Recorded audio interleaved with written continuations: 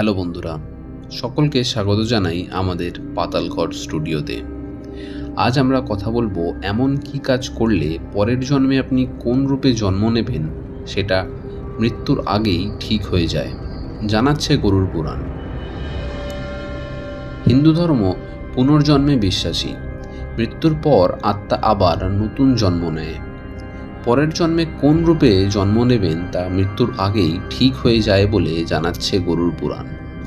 হিন্দু ধর্ম অনুসারে এই জন্মে আমরা যা কাজ করি তার ওপর নির্ভর করে পরের জন্মে আমরা কোন রূপে জন্ম নেব। জন্ম, মৃত্যু, পরজন্ম ও মৃত্যুর পরের অবস্থা নিয়ে বিস্তারিতভাবে আলোচনা করা আছে গরুড় পুরাণে। নিজের বাহন গরুড় পাখির কাছে এই বিষয়ে প্রশ্নের উত্তর দিয়েছেন স্বয়ং শ্রীবিষ্ণু। গরুড় পুরাণ বলছে যে একজন মানুষ পরের জন্মে কোন রূপে জন্ম নেবে তা জন্মের আগে বা তার মৃত্যুর আগেই নির্ধারিত হয়ে যায়।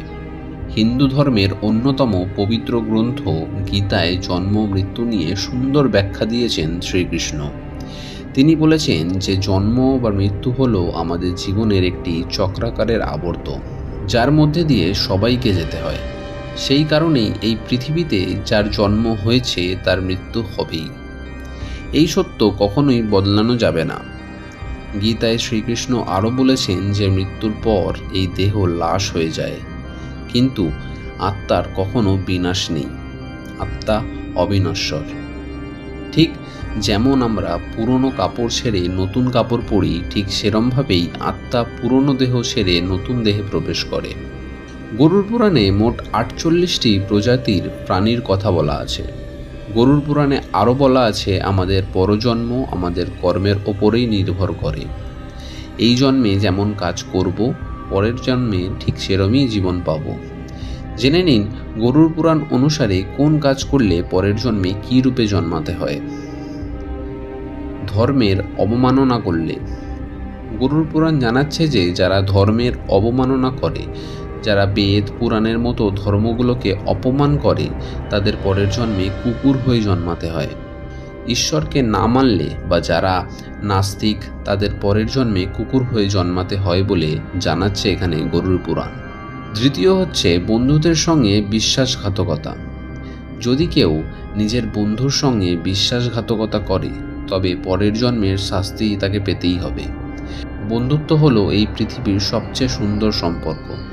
যে ব্যক্তি জীবন দশায় বন্ধুর বিশ্বাস বজায় রাখতে পারে না তাকে পরের জন্মে শকুন হয়ে জন্মাতে হবে। বন্ধুদের সঙ্গে শত্রুতা করে যারা, তারা পরের জন্মে শকুন হয়ে তাদের নিজেদের কর্মফল ভোগ করবে। তৃতীয় হলো মানুষকে বোকা বানানো। কিছু কিছু মানুষ অত্যন্ত চালাক চতুর হন।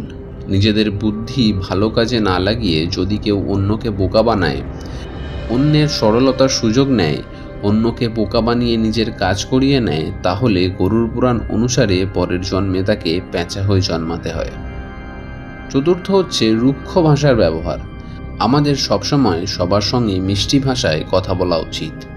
বলা হয়ে থাকে আমাদের মুখে স্বয়ং মা সরস্বতী বাস করে, তাই সবসময় মুখের ভাষায় মাধুর্য রেখে কথা বলার প্রয়োজন আছে। যে ব্যক্তি অন্যের সঙ্গে খারাপ ভাষায় কথা বলে তাকে পরের জন্মে ছাগল হয়ে জন্মাতে হয়। গরুড় পুরাণে এইসব বিষয়ে সঠিকভাবে লেখা আছে, তাই প্রত্যেকটা মানুষকে নিজের কর্মের প্রতি অবশ্যই চিন্তা ভাবনা করে জীবনযাপন করতে হবে। আমাদের কর্মের ওপরেই নির্ভর করবে আমাদের পরের জন্মে আমরা কি হতে চলেছি বা কি পাপ বহন করতে চলেছি। তো বন্ধুরা, তোমরা কি মনে করো এই বিষয় নিয়ে? অবশ্যই কিন্তু আমাদের কমেন্ট করে জানিও। ভিডিও যদি ভালো লেগে থাকে তো অবশ্যই লাইক, শেয়ার এবং সাবস্ক্রাইব করতে কিন্তু ভুলো না। আজকের মতো এই পর্যন্তই। তোমাদের সাথে দেখা হবে পরের আরও একটা রহস্যময় ভিডিওতে। ততক্ষণ ভালো থাকো, সুস্থ থাকো এবং আমাদের সঙ্গে থাকো। ধন্যবাদ।